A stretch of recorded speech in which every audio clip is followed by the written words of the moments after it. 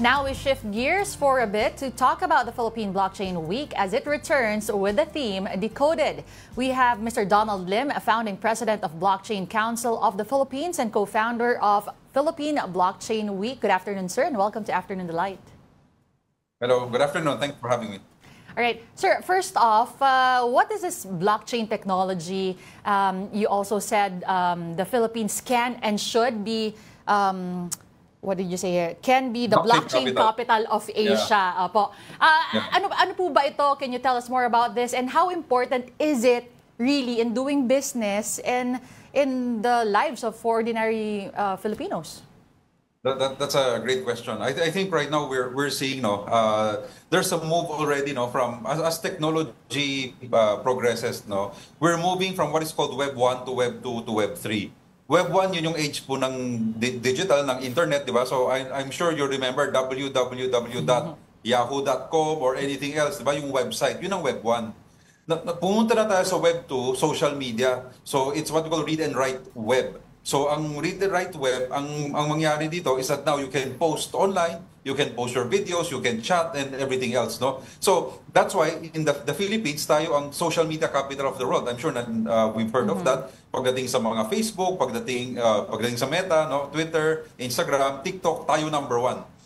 So ngayon, moving forward, we're going to what is called Web 3. Which is anchored on the principle of blockchain. Ang blockchain is what they call decentralized siya. Instead of, for example, pag Web 2, ang Web 3, sinesave sa, instead of one server, sinesave sa multiple servers. Kaya mas secure siya. No? And at the same time, it follows, sabi ko we have to, mahabang lecture kasi ito, no? It's a web principle of Web 3. It's decentralized, it's immutable, so hindi mo siya mababago any entry. So that's why, for example, doon lumabas yung cryptocurrency, doon din lumalabas yung all documents that needs verification. You can actually use Web3, you can use blockchain, hindi mo madadaya yon. So, I've written articles on blockchain voting, di ba? Ngayon, for example, in the last elections, kung ano yung hinulog mo doon, di mo na alam. Siya na magde-decide yung computer na yon, goes to a server, the server would add everything up and that's it.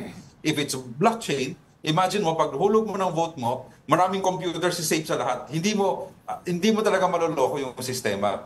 And that goes the same, whether it is, for example, yung transcript of records, land titles. Right now, for example, ang Department of Budget and Management natin, yung SARO natin, yung document, may QR yon. Yung QR na yon, pag ni-scan mo, on the blockchain yon, hindi maloloko, hindi mo nadaya. So that's why we're moving towards what is called Web 3. And right now, because of, for example, Axie Infinity, we were, during pandemic, number 1 ang Pilipinas doon. We realized we can be a big, ang laki ng user base natin pagdating sa Web3 and blockchain.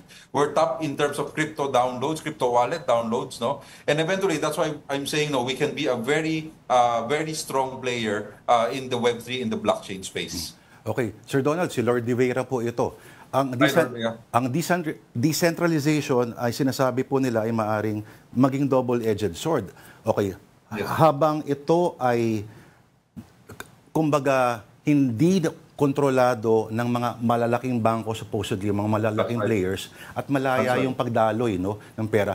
Hindi natin maiiwasan na, di ba, may mga, let's say, sabihin natin na mga malicious na mga players din. O paano kung nagiging Wild West kung walang isang magpupulis, halimbawa, sa mga transaksyon? So there is, if you look at it, that's why I said we can be the blockchain capital. If you look at SEC right now, they have also laid certain guidelines already for certain companies. For you to, for example, meron tinatawag na VASP, Virtual Asset Service Provider, and CASP, Currency Asset Service Provider na guidelines that is being set up. Walang pag nasa lahat kasi sila, Wild West na sinasabi mo, kung nasa abroad lahat yan, hindi natin masyado hindi natin makontrol. Pero right now, we're already enforcing certain rules na kailangan nasa Pilipinas. They have to follow certain rules when it comes to investing, when it comes to getting people's money. Right? And at the same time, sabi ko technology will keep on moving and moving in. So, for example, kung the blockchain kasi is peer-to-peer, meaning tayong dalawa nag-agree tayo na dumaan sa bangko, sa intermediary. Right? So, of course, there are certain risks. Di ba? Pwede tayo mag-thesis. But in the end, because it's blockchain, we know that it is documented in a immutable ledger. Ibig sabihin, So, like any technology, like any website, sir, di ba? Pwedeng may malicious, But at the same time, there's a check and balance, no? Ang Web3, people ang naguhusga. Opo. Pero it implies siguro na may malaking elemento po ng tiwala or trust, no? Parang sa kahit anong negosyo naman po may trust. Pero ano po yung masasabi ninyo? Halimbawa, may isang bansa, yung El Salvador, na bagamat nag-adjust po sila ng mga policies nila, ang nag-fail po yung eksperimento nila about crypto being illegal tender. Kasi it turns out pala, kahit inintroduce sila, napakalaki pala ng digital illiteracy pa rin sa kanilang bansa at nahihirapan po yung populasyon na mag-adapt. Sa Pilipinas po, may mga nakukuha pa rin ng mga OTP kahit gaano ka ilang beses inuulit-ulit.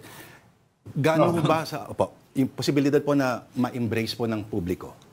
I think right now there is no, kaya sabi ko parang if you look at no yung sabi ko yung Axie Infinity, di nga ako marunong gumawa ng MetaMask wallet eh.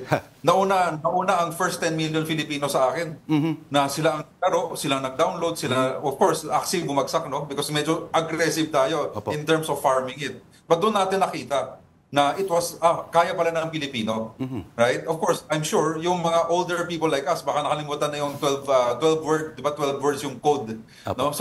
So nakalimutan na natin. Pero yung the younger generation, they're really ready, they're primed, and they know how to maximize this space. But you ask a very good question, Sir Lord, you know, na it is really prone to a lot of, again, education.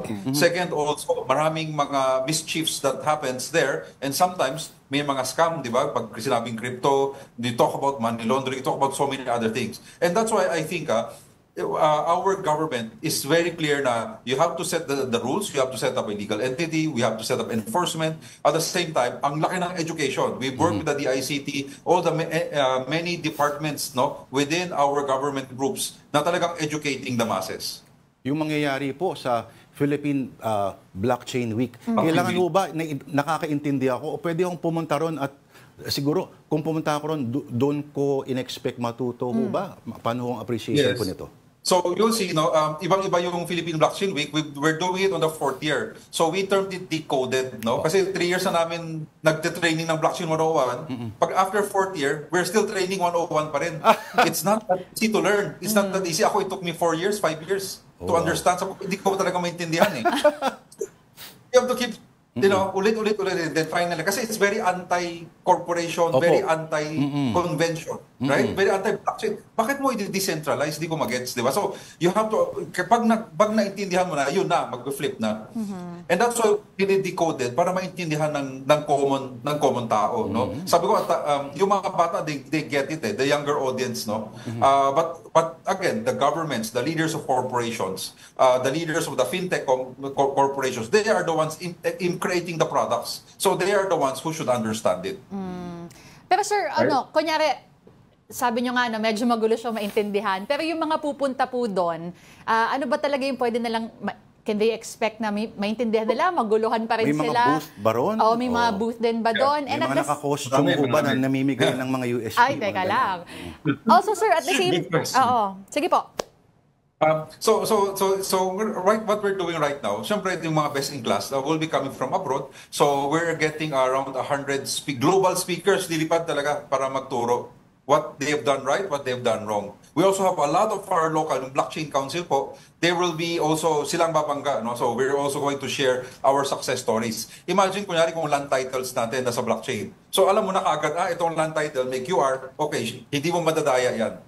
Transcript of records, right? And any other document that can be, that supply chain, lahat yun. Kung ano yung commodities galing sa itong farm, all the way hanggang dulo, alam mo kung saan, kasi nasa blockchain. So we're pushing a lot of these initiatives, the DICT, the DTI, no? All of these groups have been very, the OST have been very active in supporting us. Kaya we made it very, may conference, no? But at the same time, maraming booths, no? I think around 100 booths. May meme fiesta, so may mga mascots. If you're familiar with the meme coins, no? Donald Trump, di ba? Nagkaroon ng meme coin naging president siya. Kumita siya kagad, tapos bumagsak. No? So, but again, you have memes. Meron kaming parang Got Talent, Chain Stars. Yung mananalo doon, may crypto / blockchain web3 / hip-hop music. Ang mananalo doon will represent the Philippines in Dubai. Meron din tayong on-chain fight night, crypto fight night na tinatawag. So we'll have a exhibition match. So in one of the halls, yung isang stage noon, kung saan magsalita yung mga tao, boxing ring. Kasi sa boxing, gabi pa eh. Pero sa umaga pa lang, doon na sila magsasalita. So again, we're trying to make it very fun, very easy to understand. O sir, baka gusto nyo nang imbitahan yung those who want to participate in the event po.